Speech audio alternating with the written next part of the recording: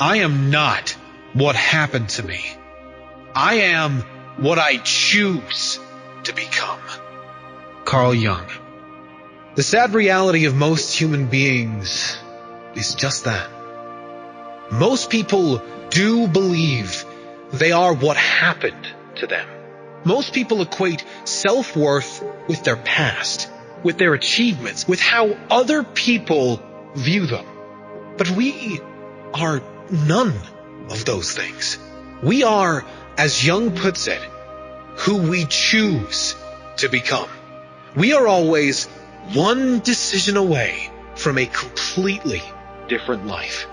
What happens to us is never a choice, but how we choose to feel about what happens is always our choice. How we choose to respond to life circumstances is a choice. Who we decide to be in every moment, including adversities, will determine the quality of our life. Leave your past behind and decide today, now, who you will be from this moment forward. Until you make the unconscious conscious, it will direct your life, and you will call it fate. Carl Jung. Why do bad things keep happening to me, some say? Why do the same negative kind of people keep appearing in my life? The unconscious, or rather subconscious, controls almost all human behavior. It has been said that almost all brain activity happens on a subconscious level. The problem is, most people do not understand this basic principle, and therefore are running their life on autopilot, repeating the same reactions and responses, and often repeating the same problems over and over again in a figure-8 loop. Einstein said, the definition of insanity is doing the same thing over and over again and expecting a different result. Until you change the reactions, responses, and actions you've conditioned into yourself unconsciously, you won't see different outcomes in your life. Until you learn why you are acting in a certain way, you'll never be able to act better. Until we learn why we feel a certain way on a consistent basis, we will not be able to consistently feel better in any way. You need to step back and examine your life. Examine you. What feelings, behaviors, habits, and actions are running on autopilot? What can you bring forward to the light, into your consciousness, into your presence? If you can manage that, you can start changing those habits consciously.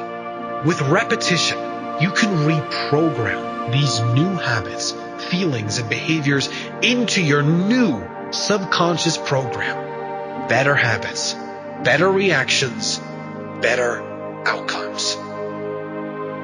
As far as we can discern, the sole purpose of human existence is to kindle a light in the darkness of mere being. Even a happy life cannot be without a measure of darkness, and the word happy would lose its meaning if it were not balanced by sadness. It is far better to take things as they come along with patience and equanimity. The least of things with a meaning is worth more in life than the greatest of things without it.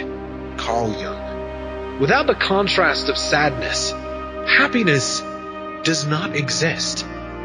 Without dark, there is no light. A happy life, then, is not one without sadness or misery or failures or problems. A happy life, a full life, is a life with meaning. If you had in your possession every penny on earth and all the material possessions you desire, it would still give you no guarantees of happiness and certainly no meaning.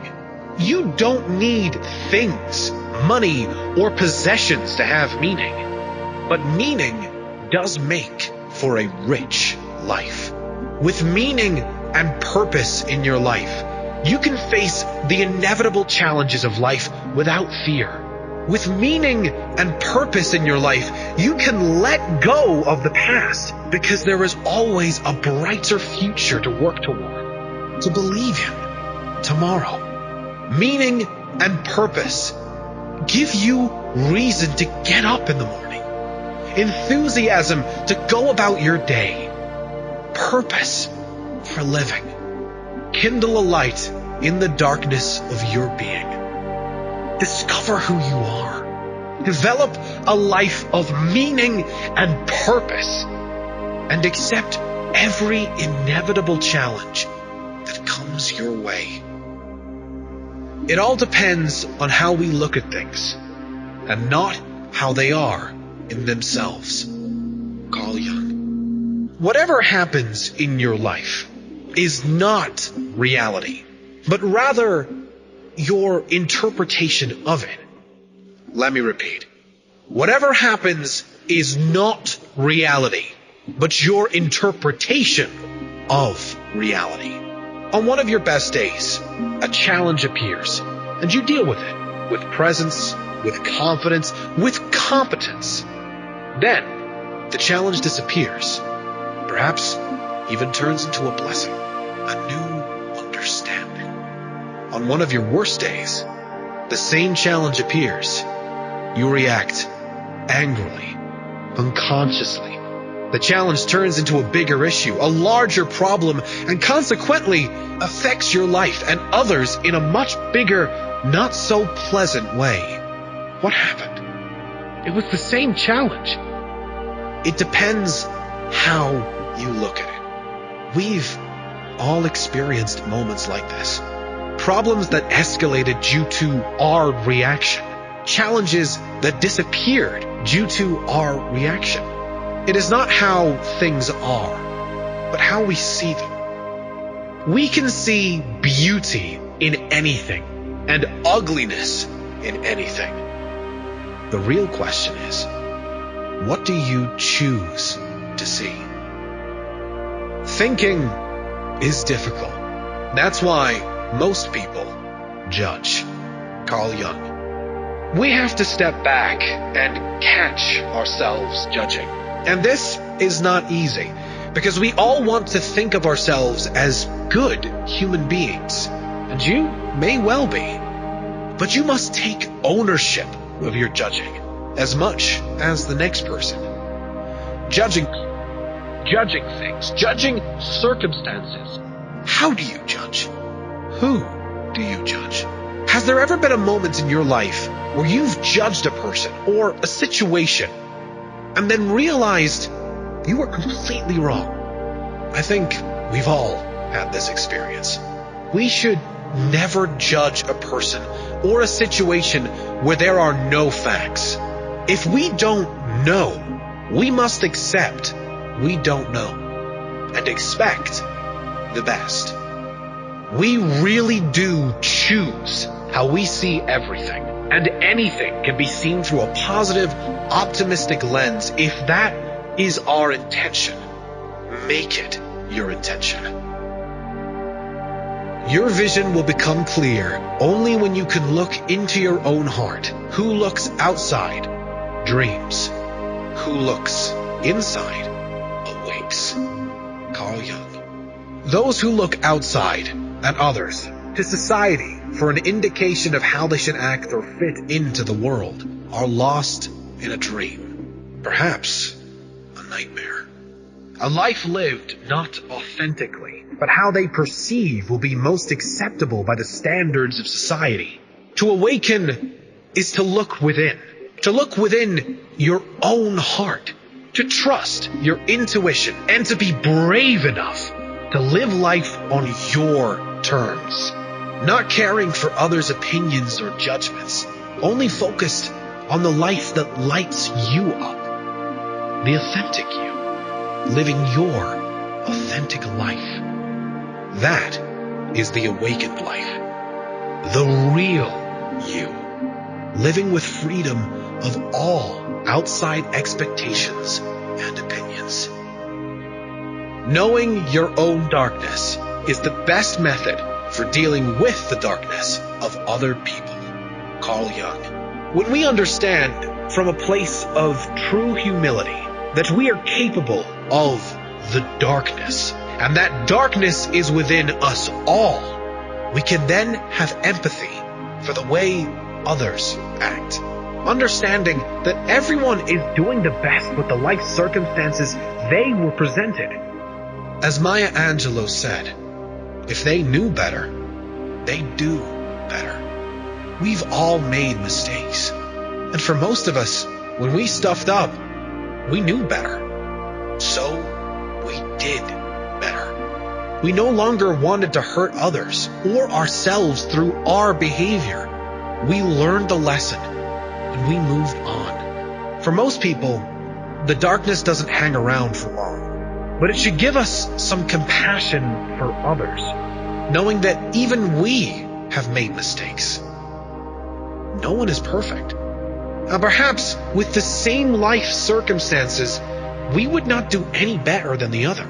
Perhaps if we went through what they went through, we would not have the tools to do any better than they are doing. It does not mean condoning any type of behavior. It is understanding that no baby was born evil or with bad intentions. Everything that irritates us about others can lead us to an understanding of ourselves. Carl Jung. Anything that irritates you in another is likely within you or within your shadow. They are the things we are most afraid will come out of ourselves. It's like a mirror for your own personality. What irritates you in others can teach you important things about yourself. Pay attention to those things in others that irritate you. Perhaps there is something you can work on too.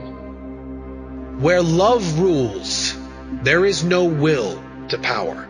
And where power predominates, there is love lacking. The one is the shadow of the other.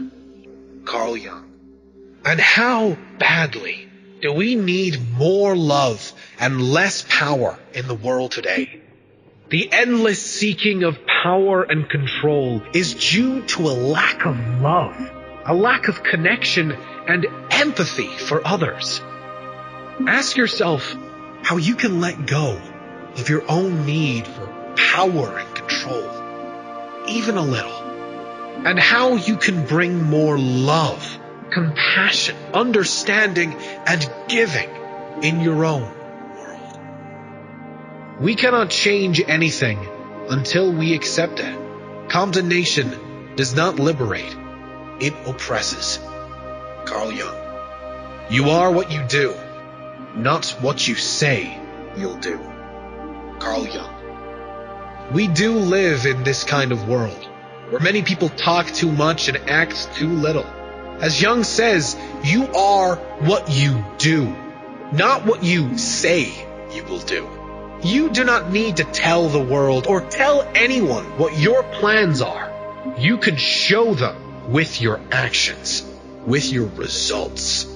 That is ultimately how we are all judged anyway, on how we show up every day, who we are, what we do, never who we say we are or what we're going to do. Less talk, more action. Leaving the need for validation behind and being who we intend to be. Doing what we want to do and letting the right people show up because of those choices.